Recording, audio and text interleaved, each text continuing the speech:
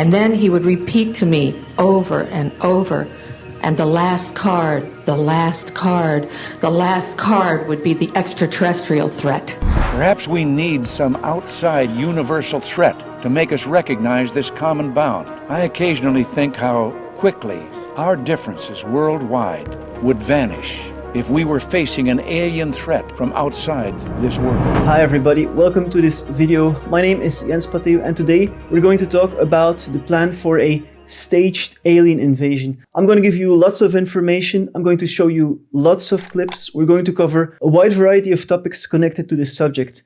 But before we go on, I'd like to ask you to not forget to like, share and subscribe. So I've been talking about aliens and UFOs a lot on my social media. If you guys are interested and if you haven't already checked out, I did a video on reptilians a few months ago and it's on my YouTube channel. And there I really showed the evidence for reptilians. But I'm not going to talk about reptilians today. Today I'm going to talk about the plan for a staged alien invasion. Because I think there is really a plan like that. And there is also a lot of whistleblowers that have spoken out about that. And I'm convinced that the powers that be have a plan to play this psyop. They create fear by presenting an external threat to make the population more subservient. It's what traditionally has been called problem, reaction, solution. They create a problem, they create a threat, the public reacts, the public demands for a solution, and then they offer their solution that they always had in mind to work towards their goal. And that goal is a new world order. Today it's called the Great Reset. It's where nations unite against a common enemy. It would be the perfect excuse for the world to unite against the extraterrestrials that are a threat to us, to increase military spending. That's always a thing. You know, there's always money for war. It has always been a plan of the elites behind the scenes to create a new world order. A new world order. To create a world where all of the economic zones, like the European zone, the Americas, the Chinese, are united under one authoritarian global new world order. That plan is there for sure. I won't go into detail on all that in this video, but if you want to check that out, I really go in depth on this in my book, A World in Transition, which is available on Amazon. The link is in the description. I show the evidence that that plan is a fact. So they create threats to advance their agenda, and they have done it time and time again. With the pandemic, for example, they used the threat of a virus to push through immense changes in society. I mean, I don't have to tell you how crazy those times were with the lockdowns, the mask mandates, etc. Legislation has been passed through, so the WHO has more power now. They test things on the population so they can do the same with a fake extraterrestrial threat. And one of the whistleblowers that warned about this is Dr. Carol Rosen. She was the first female executive of an aerospace company working as a corporate manager of Fairchild Industries in the 1970s. During her time at Fairchild, Rosen served as the spokesperson for Dr. Wernher von Braun, with whom she created films and educational programs for people working in the science fields, and they won many awards for that. Wernher von Braun was a German-American aerospace engineer and space architect, best known for developing the V2 rocket for Nazi Germany during World War II, and later leading the design of the Saturn V rocket that launched missions to the moon for NASA. After the war, he was brought to the US through Operation Paperclip and he became a key figure in the American space program. He was a genius and is considered a pioneer of modern rocketry and space exploration. Von Braun had terminal pancreatic cancer, so he knew that he was going to die. And on his deathbed, he confessed to Carol Rosen that there was a plan to stage a fake alien invasion.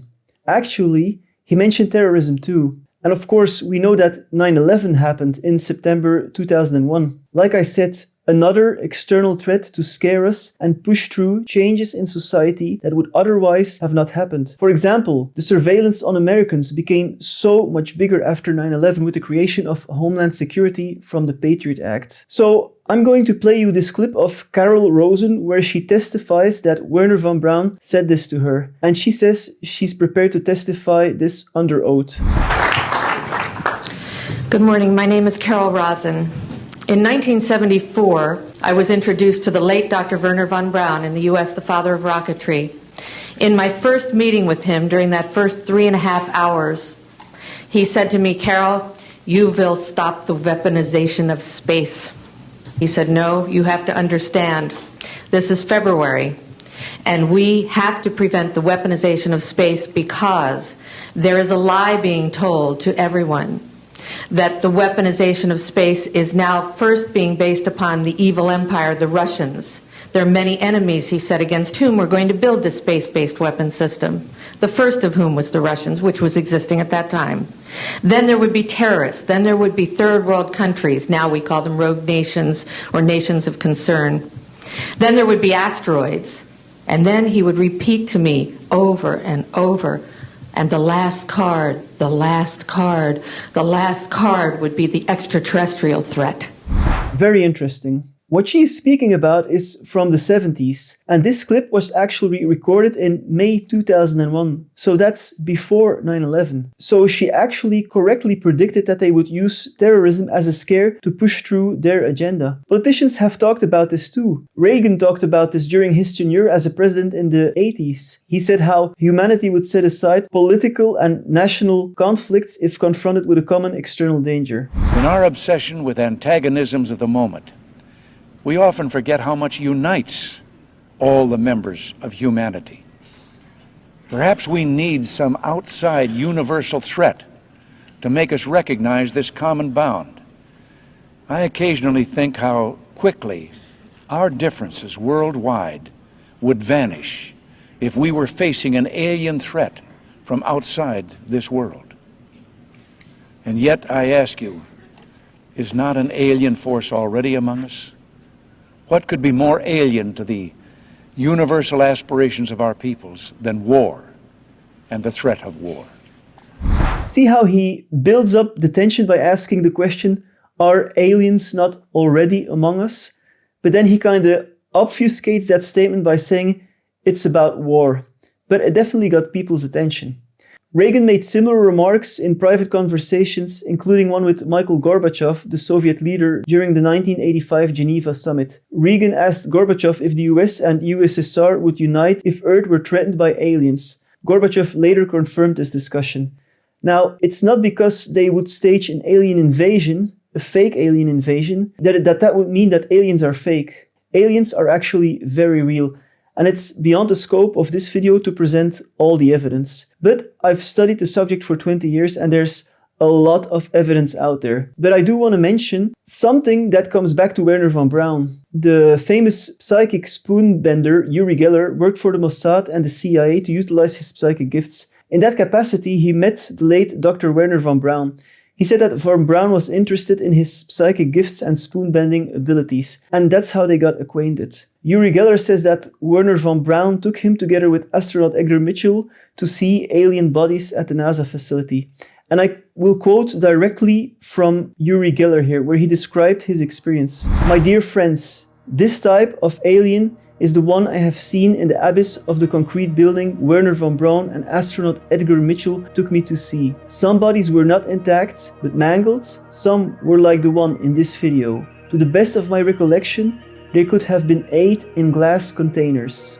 I will say it again and again, over and over. Dr. Wernher von Braun showed me alien bodies that were somewhat similar to the ones you see here.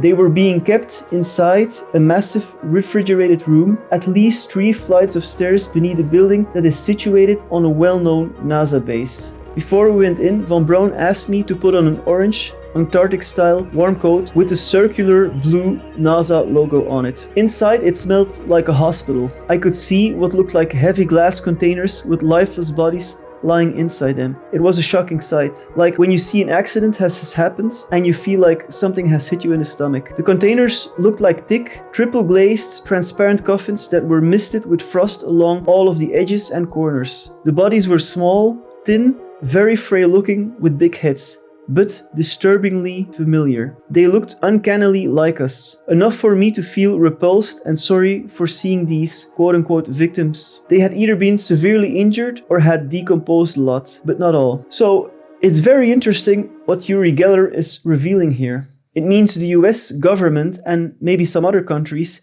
have aliens in their possession. They know that aliens exist.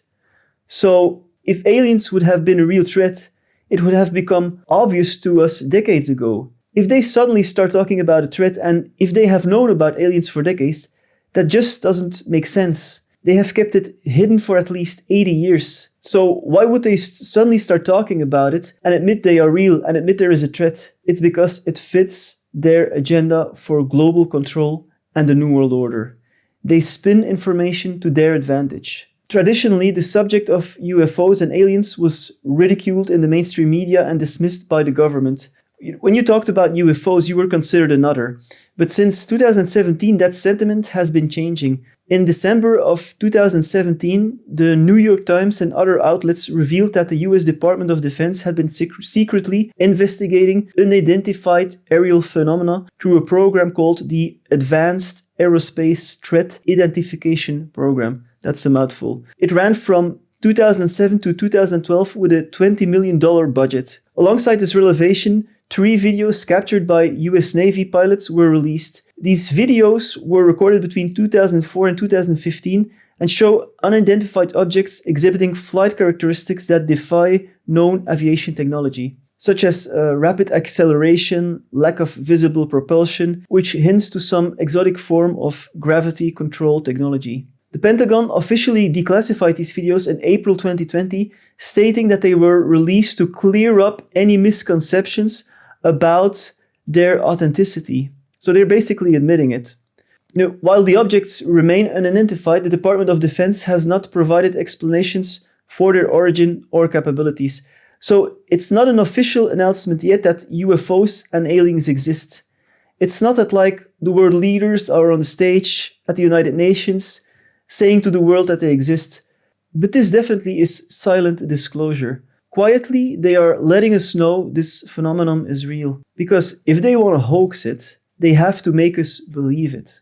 So they have to admit that aliens are real. I personally don't believe that all extraterrestrials are hostile, and definitely not overtly hostile, based on my research about extraterrestrials and the government over the last 20 years. It's a mix of different types, just as it is with humans. There are extraterrestrials which have a negative agenda, who work together with the government in secret projects and underground bases, as a lot of whistleblowers have said, to further an agenda of control over humanity.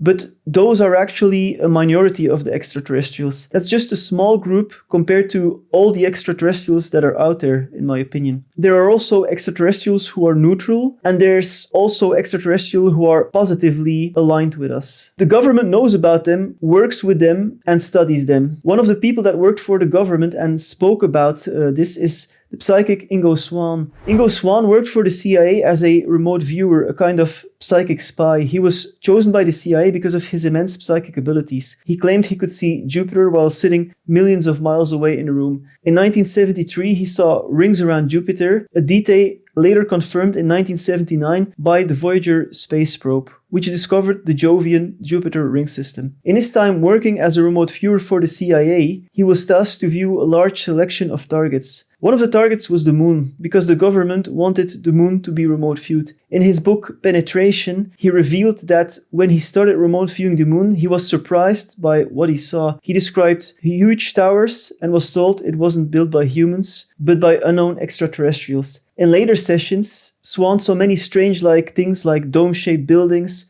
advanced machines, tall towers, large cross-shaped structures, strange tubes, and mining activities even.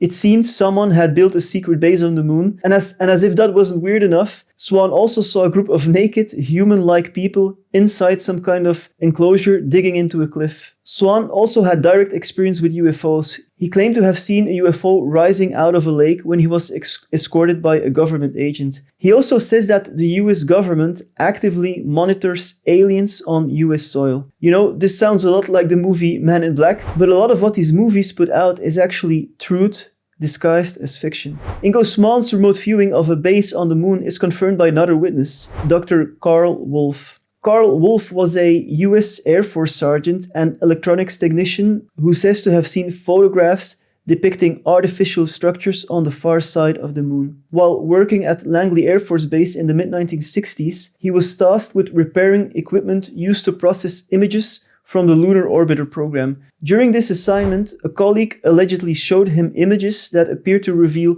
complex structures resembling buildings, pipelines, and tower on the moon's surface. I'm going to play you this clip of Carl Wolf. My name is Carl Wolf, and I was a precision electronics photographic repairman with a top secret crypto clearance in the United States Air Force. I was stationed at Langley Air Force Base in Virginia. In 1965, in mid-1965, I was loaned to the Lunar Orbiter Project at NASA on Langley Field. Dr. Colley was in charge of that project. They had problems with a piece of electronic equipment that was bottlenecking their production of photographs. I went to the facility, and when I walked into the facility, there were scientists from all over the world. I was stunned, actually, to see people at a NASA project from all over the world. It didn't make any sense to me initially. I was taken into the laboratory where the equipment was malfunctioning. I couldn't repair it in the dark. I asked to have it removed. Airman second class was in the dark room at that time. I was also an airman second class. I was interested in how the whole process functioned, how the data got from the lunar orbiter to the laboratory. I asked the young man if he described the process to me. He did. About 30 minutes into the process, he said to me, in a very distressed way, by the way, we've discovered a base on the backside of the moon. And then he proceeded to put photographs down in front of me, and clearly in these photographs were structures, mushroom-shaped buildings, spherical buildings, and towers. But there are not only claims of alien bases on the moon. There's actually claims of alien bases on the Earth too. Another government remote viewer called Pat Price, who also worked for government secret projects as a remote viewer, saw alien bases on the Earth according to his testimony. He talked about 4 subterranean alien bases located under mountain ranges around the world. One of these was Mount Perdido, lying in the Pyrenees Mountains between France and Spain. At 3,300 meters high, it is the 3rd highest mountain in the Pyrenees, and according to Price, it held an alien base equipped with a 2-mile perimeter adorned with an array of advanced detectors and sensors, as well as harboring several UFOs in its hangar with what he called an electromagnetic field propulsion system. Another base was at Mount Inyangyani, I hope I pronounced this correctly, in Zimbabwe, in Africa.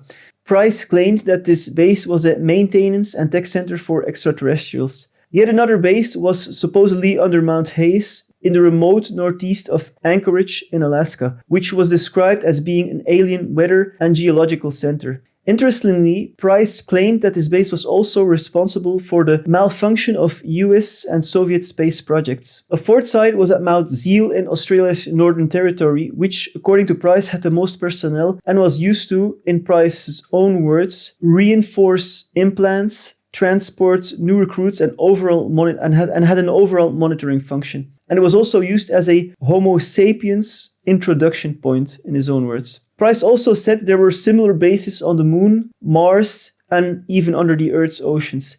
He said that all of the aliens at these bases looked more or less human, but that their heart, lungs, and blood and eyes were different. So we don't actually need to fear extraterrestrials because they have been here for a long time. Any fear around extraterrestrials is just propaganda created by the government to make us subservient to their agenda. And the propaganda to make us afraid of extraterrestrials has been going on for a long time. How many movies have we not had where extraterrestrials are presented as warlike invaders coming in to destroy and overtake the Earth? Think, for example, of Independence Day, War of the Worlds, The Tomorrow War, Battle Los Angeles, movies who all show evil aliens coming in to kill humans. And there's so much more. And it was even done almost 100 years ago. On the evening of October 30th, 1938, a live radio broadcast of War of the Worlds, adapted and directed by Orson Welles, aired on CBS. The broadcast caused widespread panic among listeners who believed the fictional drama was actually a real-time news report of an alien invasion. That's because the broadcast began like a typical evening radio program with orchestral music, then suddenly interrupted by increasingly urgent news bulletins, and these news bulletins described strange explosions on Mars and crash landing of a mysterious object on a farm in the US. The supposed reporters on the scene described horrifying scenes of Martian war machines attacking humans with heat rays and poisonous gas. It was a detailed, realistic reporting style that made the story sound credible to the listeners who tuned in late and missed the opening disclaimer that it was a dramatization. Some people reportedly fled their homes, covered up their windows, and packed up to escape. I personally think this have maybe been some early mass experiment to see how people would react to the news of a fake alien invasion. Because, as we have seen in the testimony of Dr. Carol Rosen, these plans are made decades in advance. To close this video, I also want to touch on the subject of the Vegas UFO encounter of 2023. There was an incident on the night of April 30, 2023, when a Las Vegas family reported seeing unidentified beings in their backyard following a bright object streaking across the sky. This phenomenon was also reported by at least 21 people across Eastern California, Arizona, Nevada, and Utah. Shortly after, a teenager called 911, describing a tall, skinny alien creature with a greenish color, approximately 8 to 10 feet tall, hiding behind a forklift in their backyard. The teenager and his family also recorded the video during the incident, which shows unexplained motion above the fence post, leading to their frightened reaction. The fact that this is now discussed seriously in the mainstream media, whereas previously they would have ridiculed it, says enough in my opinion. I think we're going to see a lot more of these reports, some of them fake, some of them may be real, but be aware that they will try to spin it to their own advantage. They have suppressed and censored this information for over 80 years, so don't expect them to tell the truth without an agenda behind it. So that's it for this video. Please don't forget to like, share and subscribe. I'm also active on lots of other social media such as Facebook, X, Instagram, and you can find also lots of interesting posts there. So come check it out. Thank you, and I'll see you in the next video. Bye bye.